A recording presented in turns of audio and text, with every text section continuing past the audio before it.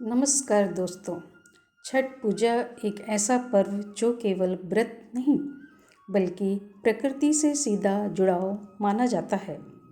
इस पर्व में महिलाएं और पुरुष दोनों ही व्रत रखते हैं, लेकिन अक्सर आप देखते होंगे कि अधिकतर महिलाएं नदी या तालाब में खड़े होकर आरती देती हैं। आखिर क्यों? क्या इसका कोई गहरा रहस्य है? कहा जाता है कि जल केवल पानी नहीं बल्कि जीवन की ऊर्जा का वाहक है।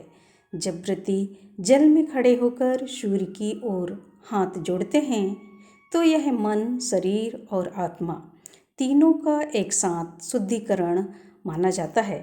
पानी में खड़े होना अहंकार के त्याग और प्रकृति के सामने समर्पण का प्रतीक है। पौराणिक कथाओं के अनुसार सूर्यपुत्र कर्ण प्रतिदिन नदी के जल में खड़े होकर सूर्य का ध्यान करते थे और उन्हें अद्भुत शक्ति प्राप्त होती थी। सीता माता ने भी जल में खड़े होकर छठ व्रत किया था। इसलिए माना जाता है कि जल स्नान और जल में खड़े होकर पूजा करना सूर्य ऊर्जा के अवशोषण का सबसे शुद्ध और प्रभावशाली माध्यम है। जब शरीर का निचला भाग पानी में होता है तो मन स्थिर होता है और आत्मा शुद्ध होती है। सूर्यास्त और सूर्योदय के समय की किरणें जल पर पड़कर दिव्य ऊर्जा का संचार करती हैं। व्रती उस शक्ति को अपने भीतर समाहित करने का प्रयास करते हैं।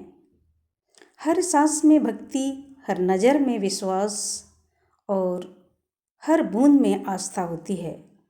जल में खड़े होकर दिया जलाना केवल एक क्रिया नहीं बल्कि यह एक साधना है जो बताती है मैं धैर्य रखती हूँ, मैं समर्पण करती हूँ और मैं सूर्य से शक्ति ग्रहण करती हूँ। तो अगली बार जब आप किसी महिला को जल में खड़े होकर सूर्य को अर्घ्य देते देखें तो समझ लीजिए वह सिर्फ पूजा नहीं कर रही, वह शक्ति को आत्मसात कर रही है।